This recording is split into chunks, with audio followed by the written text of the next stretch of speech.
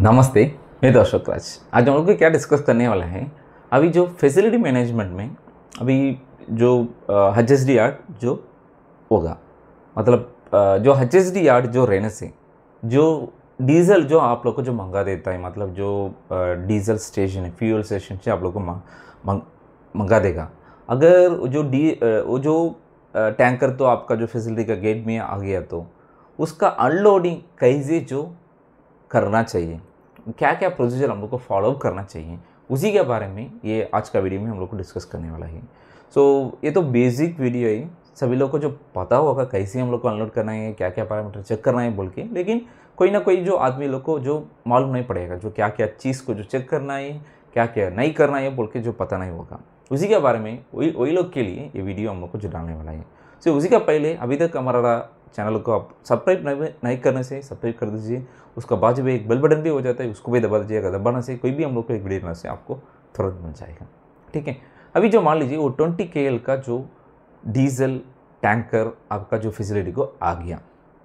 ठीक है, वो डीजल टैंकर को जो 4 कंपार्टमेंट हो जाते हैं, 5 KL 5 KL 5 KL 5 KL ऐसा जो बोल के 20 KL का टैंकर तो आ गया।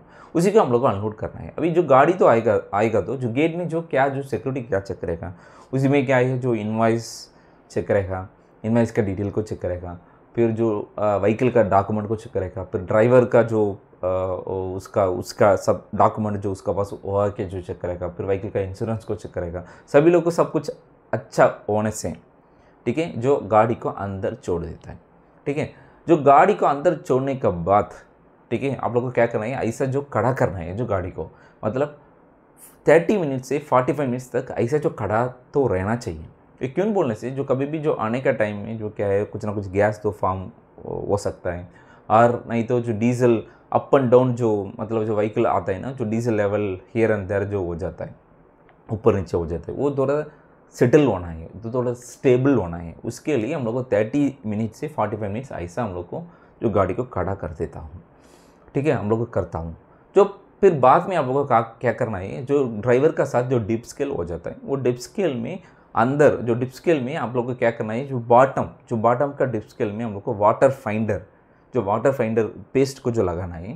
फिर जो टॉप में आप लोग का क्या है, जो लेवल फाइंडर का जो पेस्ट को जो लगाना है। ठीक है, जो डिप स्केल में बॉटम में वाटर फाइंडर जो लेवल को करना है, फिर टॉप में क्या है, जो लेवल फाइंडर का पेस्ट को जो लगाना है। क्यों वाटर फाइंडर जो हम लोग को नीचे लगाना है, आपको पता है, जो वाटर उसमें जो रहने से, जो मिक्स होने से, वो क्या है, नीचे ही जो सेटल हो जाता है। क्यों बोलने से, उसका डेंसिटी ज़्यादा है कंपेयर विथ डीजल, इसलिए जो नीचे ही तो रहता है। ठीक है, फिर जो आप डिप स्केल को लेकर के जो एक टैंकर का अंदर जो डाल देता है, फिर जो वाटर फाइंडर में जो वाटर कंटेंट कुछ भी नहीं रहने से, ठीक है, प्रॉब्लम तो नहीं है। वो तो कलर कुछ हिसाब से जो आदमी लोग को जो पता कर देगा, मतलब वाटर फाइंडर पेस्ट में कुछ कलर चेंज होता है, उसी का हिसाब से जो वाटर है कि नहीं वो चेक करता है।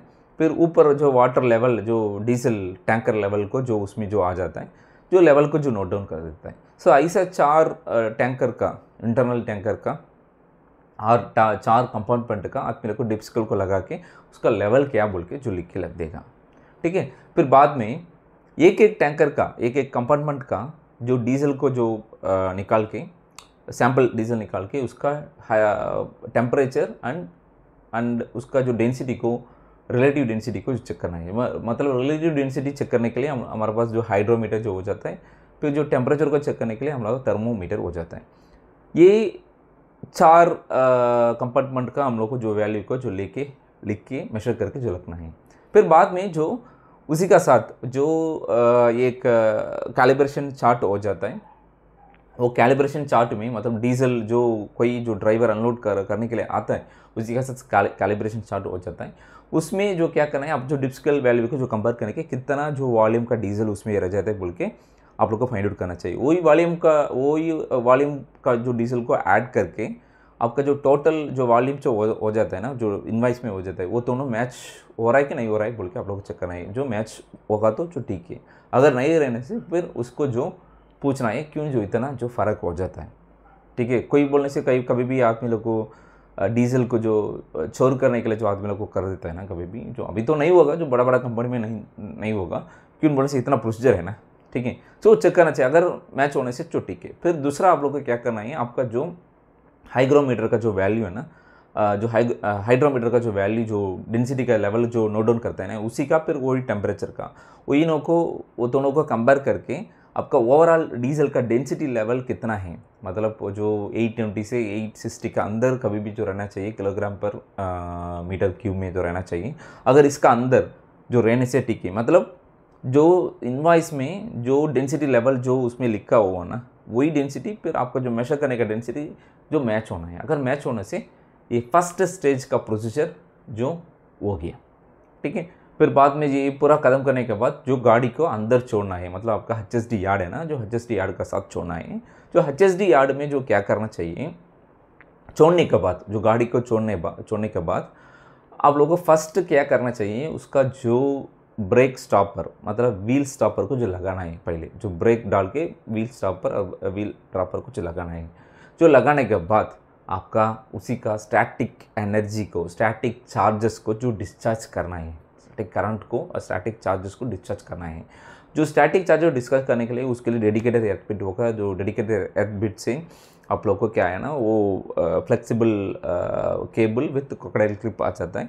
फिर आपका गाड़ी में वो 3-4 लोकेशन में जो क्रोकोडाइल क्लिप लगाने के लिए जो प्रोविजन हो जाता है, वही जगह पे जो क्रोकोडाइल क्लिप को लगा के जो स्टैटिक चार्ज को डिस्चार्ज करना चाहिए थ्रू लो रेजिस्टेंस पाथ, ठीक है। ये दोनों हो गया। फिर बाद में आप लोगों को क्या करना चाहिए, आप लोगों को कभी भी जो डीजल का अनलोडिंग पॉइंट जो आने के बाद, डीजल अनलोडिंग पॉइंट कभी भी जो ग्रेविटी में जो डीजल को अनलोड करने के लिए जो सेटअप तो होगा, कभी भी मोस्ट ऑफ द फैसिलिटी ऐसे ही रहता है। मैं तो जो 5 से 7 फैसिलिटी जो काम किया, सभी ऐसा अनलोडिंग जो डीजल करने का टाइम में जो ग्रेविटी में हो जाता है। आपका जो पंपिंग करता है ना, मतलब डीजल को HSD यार्ड से फिर आपका जो डे टैंक और आपका जो दूसरा जो टैंक को जो भेज देता है ना, उस टाइम ही आप लोगों को क्या करना चाहिए, वो जो पंप से जो फेंक देगा, जो डीजल को जो पंप कर देगा, बाकी का टाइम ग्रेविटी में जो अनलोडिंग कर देता है, ठीक है। अगर जो अनलोडिंग करने का पहले जो आपका जो मैकेनिकल डीजल फ्लो मीटर का जो वैल्यू को पहले नोट डाउन करना है। फिर आपका जो अभी जो HSD यार्ड बोलने से मतलब 2 संप रहता है और 3 संप रहता है और 4 संप रहता है, उसी का लेवल क्या है, कैसे अभी जो डिप स्केल को लेकर के जो लेवल को जो फाइंड आउट किया, ऐसा आपका साथ वो डिप स्केल होता है, वो डिप स्केल में जो लेवल को फाइंड आउट करके रखना चाहिए बिफोर अनलोडिंग।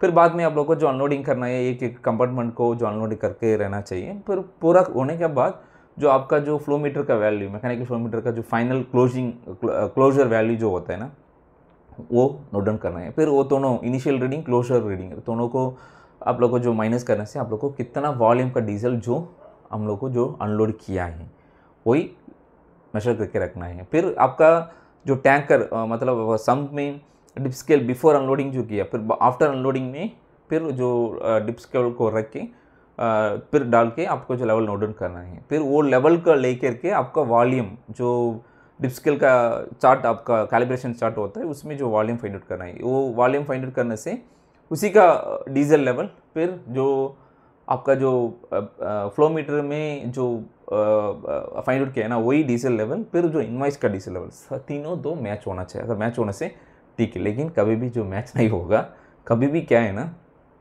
5 से 10 लीटर ऐसे तो फ़र्क होता है।